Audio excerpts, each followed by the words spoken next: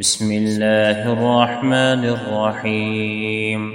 رفيع الدرجات ذو العرش يلقي الروح من أمره على من يشاء من عباده لينذر يوم التلاق يوم هم بارزون لا يخفى على الله منهم شيء. لمن الملك اليوم؟ لله الواحد القهار.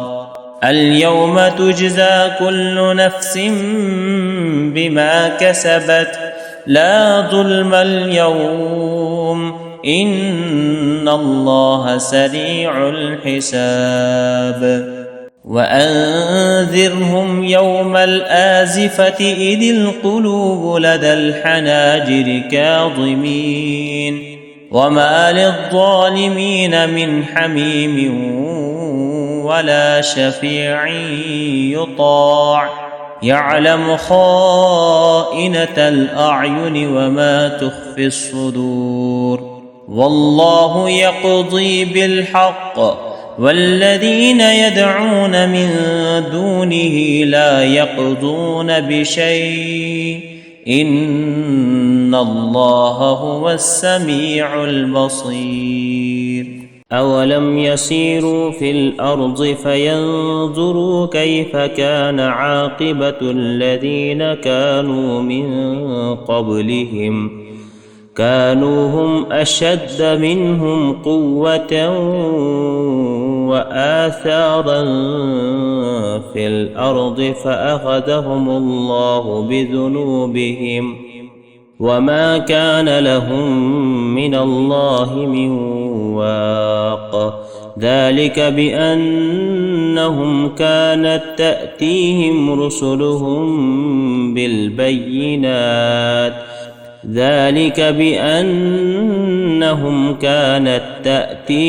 رسلهم بالبينات فكفروا فأخذهم الله إنه قوي شديد العقاب. ولقد أرسلنا موسى بآياتنا وسلطان مبين إلى فرعون وهامان وقارون فقالوا ساحر كذاب. فلما جاءهم بالحق من عندنا قالوا اقتلوا أبناء الذين آمنوا معه واستحيوا نساءهم وما كيد الكافرين إلا في ضلال. وقال فرعون ذروني أقتل موسى وليدع ربه إني أخاف أن يبدل دينكم أو أن يظهر في الأرض الفساد. وقال موسى إني عذت بربي وربكم من كل متكبر لا يؤمن بيوم الحساب. وقال رجل مؤمن من آل فرعون يكتم إيمانه أتقتلون رجلا أن يقول ربي الله وقد جاءكم بالبينات من ربكم وإن يك كاذبا فعليه كذبه وإن يك صادقا يصبكم بعض الذي يعدكم إن الله لا يهدي من هو مسرف كذاب. يا قوم لكم الملك اليوم ظاهرين في الأرض فمن ينصرنا من بأس الله إن جاءنا. قال فرعون ما أريكم إلا ما أرى وما أهديكم وما أهديكم إلا سبيل الرشاد.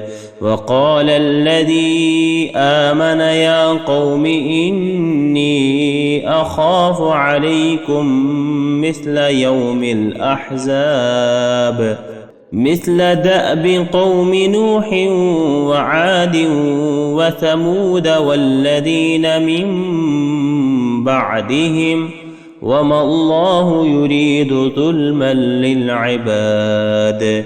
ويا قوم إني أخاف عليكم يوم التناد يوم تولون مدبرين ما لكم من الله من عاصم ومن يضلل الله فما له من هاد.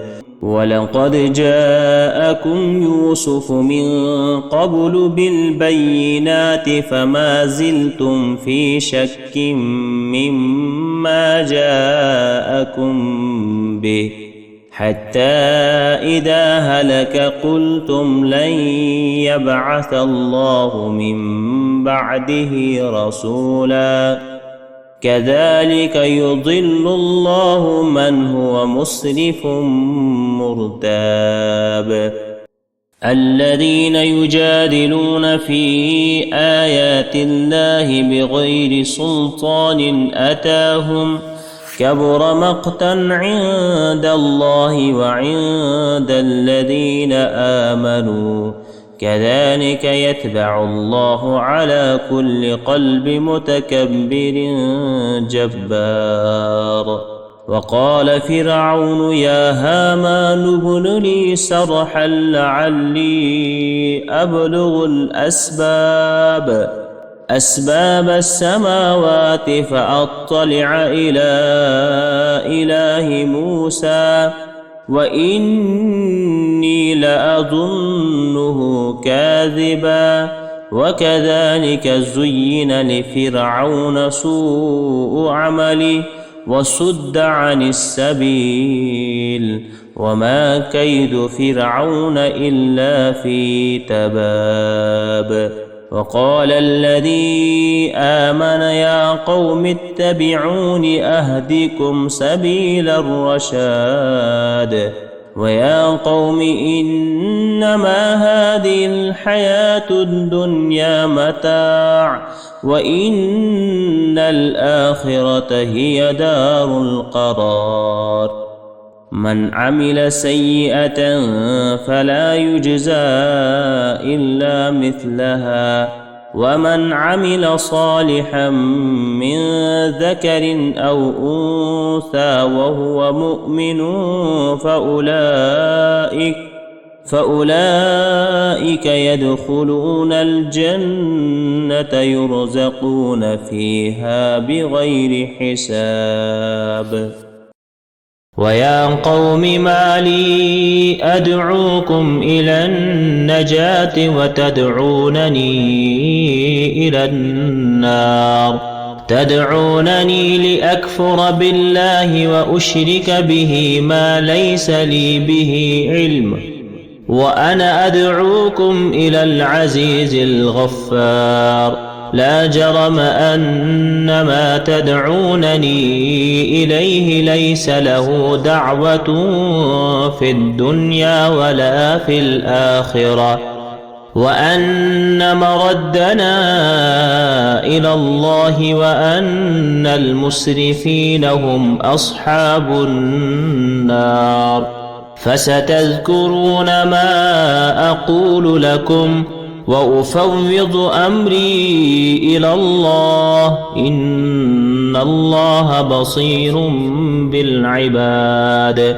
فوقاه الله سيئات ما مكروا وحاق بآل فرعون سوء العذاب.